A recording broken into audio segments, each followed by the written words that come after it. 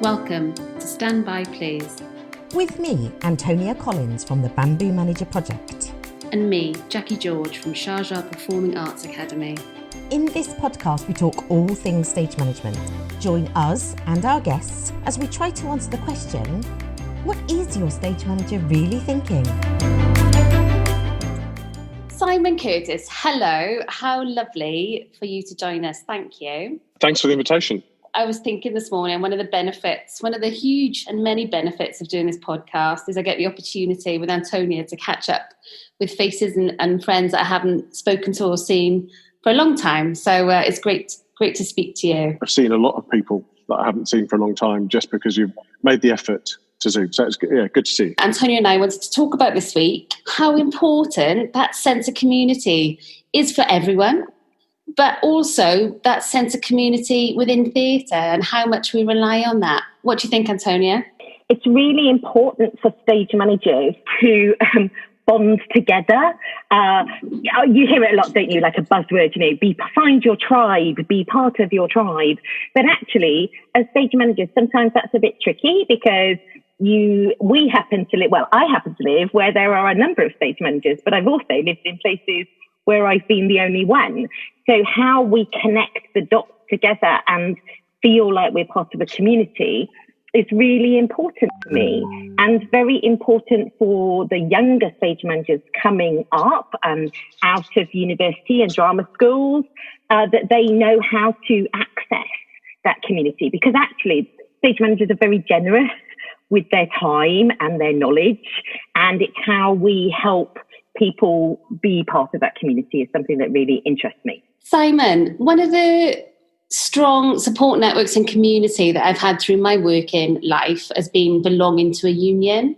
There are other communities that we go to, but how do you feel that a union can enable that sense of community within theatre and within performance? I suppose it's a common thread to a lot of people's lives within theatre and the creative industries.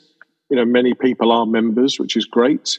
Obviously, we have some that aren't, but I think theatre itself, when you're in a cast, when you're in a company for a long time, as I've been in my past lives, you find yourselves with that community, that sort of person to lean on in a crisis, and you do get the sense that you are part of a much larger community. Then, certainly, I think people have noticed it currently because people don't have that link. But I think unions can be central to that. I think having that support network, whether you're in or out of work, I think is critical. The union is important in work. The union has the contract you work on, but actually providing that community for when you're not working, so that you have the opportunity to meet up with like-minded individuals, either for a social aspect or you want something that you want to change. I think that's absolutely vital for putting together a more inclusive industry. I think it's important because a lot of our audience who listen to our podcast aren't from the UK. So maybe we should just spend 2 seconds just explaining that in the UK, you can belong to the union that's for actors and designers and directors and stage managers, and still work on a non-union agreement as well. It is no way as strict as it is in America. So there's much more flexibility in it. For me, being a member of a union was twofold, in that I saw it having that protection and those rights around work and time frame and conditions. But I also saw it actually, as I became more experienced, because I think naively, when I first started working in the industry, that was who I recognised Equity as that organisation that could support and advise under those specific conditions. As my career progressed, I also saw Equity as really central in that environment for me. The members are key to the success of any union. I suppose the more connected you are to that to that community, be it our branch network or elsewhere, is that you recognise that actually you can also then make a difference. Being able to actually then have a say in how your part of the industry evolves from a union perspective, I think is very useful. I think often, the criticism is thrown at us, yes, but what has Equity done? Why hasn't Equity done this? Why hasn't Equity done that? For me, that's about the fact that actually the Equity is its members. It's a member-led union. So the policies of the union, the things we work on, are set by its members. If a section of membership decides that they no longer want to work on a Wednesday, for example, it's not a real example, obviously, but if somebody said, well, actually, we don't want to work on a Wednesday, we're going to put a motion to the ruling council and get Equity to rule on that. Obviously, you have to make sure you get people to agree to that. But then it would then be policy. We would then have to campaign on that. We'd have to negotiate our contracts on that. And I think often people forget that actually if they've got a gripe with the union, which, people do, we can't please everybody all the time, is that actually you can make a difference by being part of it, in the fact that actually being part of that community and coming together as a group to say, actually, this is something we need to change. And it's something we're reflecting on currently, because obviously we've got a bit of time, is actually looking at what can we leave behind. But we're talking to members. And if you want to be part of that discussion, you have to be a member of the union. If you want to fix something, you've got to be on the inside. It's very easy to be on the outside of a union, criticising, lobbing criticisms of the union into it. But actually, people are on the inside trying to move things forward. And if you really, really want to change something, you have to be part of it. You'll work on those agreements. Many members from all aspects of the work we do, quite happy to work on the terms and conditions that we've negotiated, the contracts and the rates of pay. Those contracts cover everybody, whether you're a member of the union or not. I think that's a very useful distinction to bring out. But actually, if people are comfortable working on those agreements, then be part of actually making a difference in if you don't like what's there, come inside and try and change it. That's the bit that annoys me though, Simon, because I've been an Equity member since I left Welsh College a million years ago. I was able to do that thing when I stopped working that I could, it's got a funny title, hasn't it? Honourable withdrawal. So you can't even say it. I can't even say it either, no. And then when I came back to work, I took up my membership again. But I always felt that it wasn't fair to take the benefit of the union without being a member. And I kind of always thought that was strange. I think you're so right. It's like everything in life, isn't it? You get out of it what you put in. For me, now back working in Wales, the brilliant thing of feeling that if I've got a query, I can just email you or phone you and double check something with you is brilliant for me. But I think sometimes people see unions as this very kind of stern, harsh, here are the rules. And of course, that's not my impression of working with you. We've had some good debates about things, that it's not a one size fits all thing. A lot of the time, the guidelines, because they're not law, are they? The guidelines are there to enable you and to support you and protect you. That's what the point is, not to try and make your life more difficult. My prior job to this is I was a professional singer. So I came to the union I came to work for the union as a member. I'm still a member. I've kept my membership up. My sort of treasured possession was becoming an Equity member, and I don't really want to give that up. Coming to it from that background does give that insight in the fact that, as you say, there isn't that one size fits all situation. Working with some of the companies that I do in Wales and South West England, they all have different ways of working. They all have different ways of interpreting the rules sometimes. Trying to level that playing field out and trying to make sure that actually it's supportive of our members, but also is that we're a vital part of the creative industries. So we're a cog in the wheel of the creative industries by, having those contracts in place, those rates of pay, providing the terms and conditions that our members can work under. I think you're right. The union has been through some tough times, sometimes with sections of its membership. Sometimes I think that's down to perception. You mentioned Actors Equity in America. If I had £1 for every time somebody's gone, Equity is the actors union in the UK. That's how the press look at it. And that then alienates those subsections of membership. It annoyed me because, I'm not an actor, but I'm a member of that union. And when you see the press covering just literally the actors part of things, it can be frustrating because then you don't see yourself reflected in that union and in the work that they're doing. The two biggest stories came out during the lockdown. One was to do with the soaps closing down, and one was to do with the streaming of the National Theatre. All the other work we've done hasn't been covered by the national press because we've been working for all our members in those areas. But I think sometimes that's a little bit a better communication. But I think also is stop treating our stage management members as a specialism. You are a member of the union and therefore have as equal rights to a voice and to things being done for you within the structure as the actors. Just because the actors are a larger subsection of membership doesn't necessarily mean that they get preferential treatment. And I think the frustration often is that stage managers feel that they're forgotten about. But equity sometimes don't do themselves any favour. We play a game in our house when the Equity magazine arrives to see if there is any single mention of stage management ever. And it's not that often. And I think that's why stage management do feel like, oh, well, they're not really interested in us particularly. We're bundled on the side of the actors' contract. We could talk about that for a very long time, but it would be very boring for the people that are listening to this podcast. I think that's a 10-part series all on its own, I think. Yeah. Yes, obviously, actors are way more visible to the general public. Part of being a community is making sure that every member feels like they are included and it is inclusive and there is a place for them.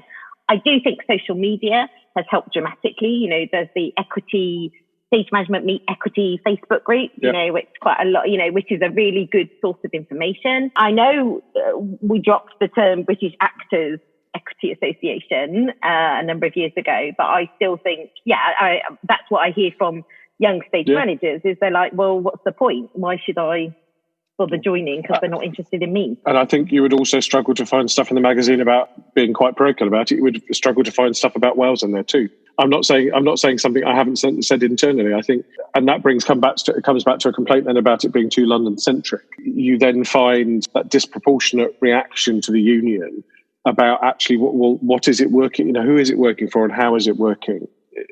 Jacqui's been very quiet for a while, but thinking about the Wales Stage Management Network is identifying the fact that the structure that we have in Wales for branches means that getting groups of stage managers together, they don't necessarily reflect themselves in that part of the union's community.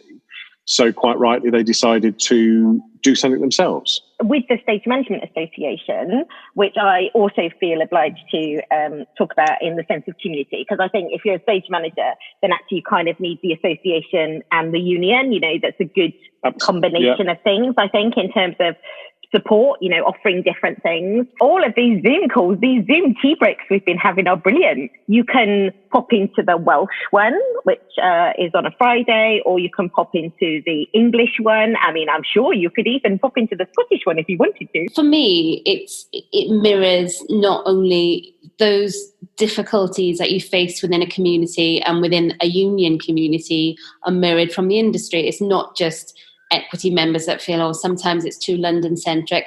It's funding, it's creative choice, it's employability. Sometimes everyone thinks it's not regional focus. The reaction of the Wales Stage Management Network was, quite often as stage managers, we'll be working on a show. And like you said, for every 10 actors, I would be the only company stage manager. And I knew of these stage managers, but I never really knew of them. I would never interact with them on a professional level because we're always doing different shows.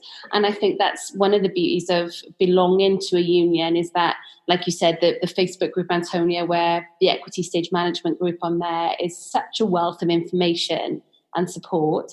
But in your role, Simon, how do you begin to engage? You've already touched upon that huge cross-section.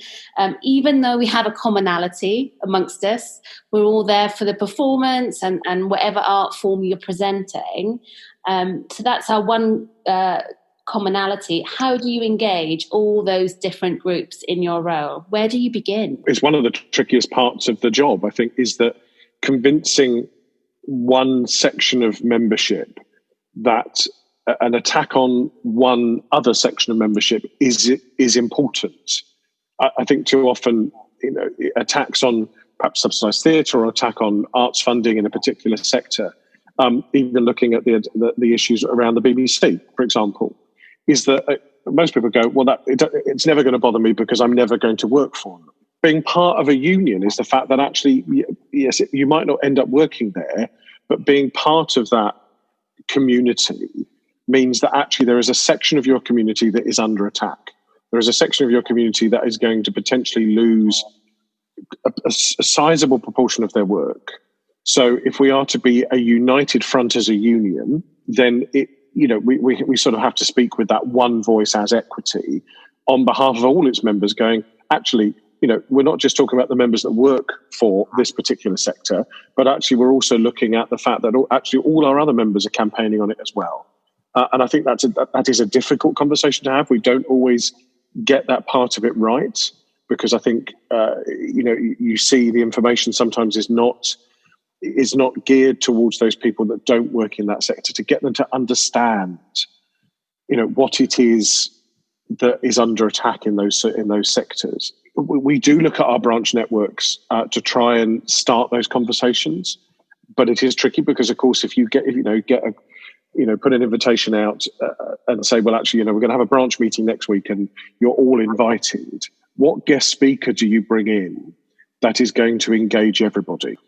No one person's problem is going to be the same, and the challenges that each person is going to face are going to be individual. But I think it's, I suppose, promoting the fact that you are part of a whole. Our current membership is just over or just under 49,000. Membership is growing. Trade union membership has grown during lockdown. The average age of an Equity member is 28. It's not the union of people that no longer work going, well, this is like the old days. This is what we used to do. Talking to people about the benefits of belonging to that whole, but recognizing the fact that actually there's a lot of commonality between, the underlying things. Campaigning for better arts funding affects everybody. Campaigning for changes to, very pertinent at the moment, universal credit, the whole self-employment scheme, that affects everybody. I'm amazed the average age of an Equity member is 28. Within the last couple of years, the age has dropped down. Do you know roughly what the percentage is of actors to stage managers in the union? Because I'm thinking out of that 49,000, I think I could I'm not sure I could name 1,000 stage managers, let's put it like that. The largest subsection of membership is actors, which I think is about 40% of the membership. I think some people would expect that to be larger. They are sort of rough figures because we're basing it on whether you ticked a box when you joined. Do you think Equity would ever drop or have they dropped, maybe I've just missed it, the fact that you have to have a unique name? Because I think that puts some people off. It's still a requirement of membership, is there cannot be a duplication. I talk about it when I suppose I sell the idea, and it is a harder sell. I absolutely appreciate that to stage managers, because it's not necessarily that something you would recognise per se as being necessarily a requirement of your job, is having that unique name. I sell it on the fact that you are a self-contained entity. You are a business in yourself. I think looking at actually how people find employment, or how people find people to fill the jobs that they have. If somebody goes on and starts searching on the internet or on Facebook, as they do, and Twitter and social media, if you've got the same name as another stage manager, you don't want that other person getting the job if that's their professional name. There was a Simon Curtis who was a member of the union when I tried to join. Thankfully, they'd been out of benefit for a long time, so therefore the name was available. But when I did sing for a living, I used to have a website that had all my singing work on it. And there is a famous film and television director called Simon Curtis, who does quite a lot of the big sort of historical dramas. And often people would write to me saying, I would like to do the music on your next film. And it's like, well, have you not read the website? Have you not seen that I've got nothing to do with film and television? I had to change my name, but I'm absolutely happy. I have this sort of happy dual personality where I know what name, where I have to be my work persona, and then I know what name I am when I'm at home. So maybe it helps me that way. But the same thing happened to me. I met a friend of a friend, and you could tell they'd sort of done some secret Googling of me before they met. And they were like, oh, my word, I'm so impressed by your career, thinking that my real name, I was producer of Batman movies. And sadly, and I was like, no, not me. One of the things that I was very conscious to do when I started the job, I've been in the job I do now for 8 years, is I wanted to get to know the employers and the permanent company stage managers, because I didn't want my first interaction with companies to be about phoning them up because there's a problem. But likewise, having that access to me to go, actually, I've got this, we're thinking of doing this. Do you think that will work within the contract? Can we have a conversation about it? It's a good faith conversation. We're not setting in stone, we're not sort of sitting either side of an argument as to why it can't be done. It's just trying to explore that process so the union isn't an enemy. We're not the person that rides in because there's a problem, fighting the company and bad managers, and we have our share of that. But actually, I think for me, part of the job of the union and part of my job with the role that I do within the union is to be able to have those difficult conversations, but not confrontationally. So we're having those open, good faith conversations. For me, I've worked in sort of 3 different versions of union land. Worked in the UK, where I'm working with people like you. I've worked in America, where it's way more unionized. And I've also worked in Asia, where there was no union. And goodness me, I tell you what, you don't know what you miss until it's not there. Because actually, even if you're not a member of the union, and even if you're on a buyout contract, you're still getting some of that kind of time and tradition, that's the benefits that come out of the union contracts, and that's the same with BEC2 as well as with equity. But some of those standards that we expect are there. The nitty-gritty of what unions, and not just equity, but all union, the union movement has put in place, the working time directive on maximum working hours, holiday pay, holiday itself, all of those sort of critical things, overnight breaks. Those things have been hard fought for, and we've won the arguments, and they now are in our agreements. And often we try and build on top of those and make them more generous than the statutory minimum.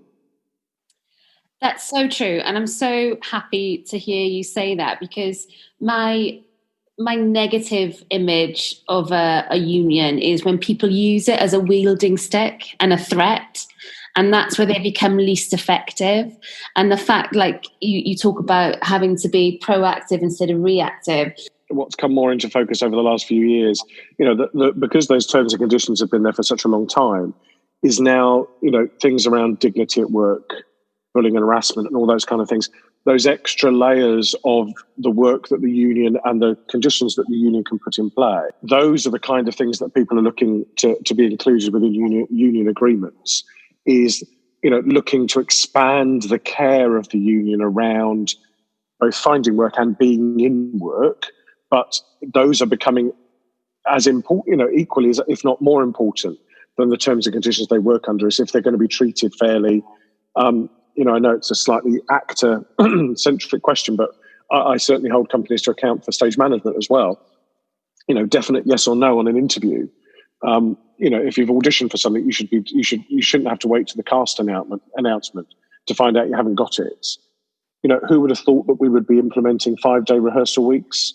Those are under discussion. Looking at people who perhaps have childcare or caring responsibilities, are trying to get a better work-life balance in rehearsal weeks. Your pound in your pocket is as important as ever, but actually how you get treated at work is equally as important.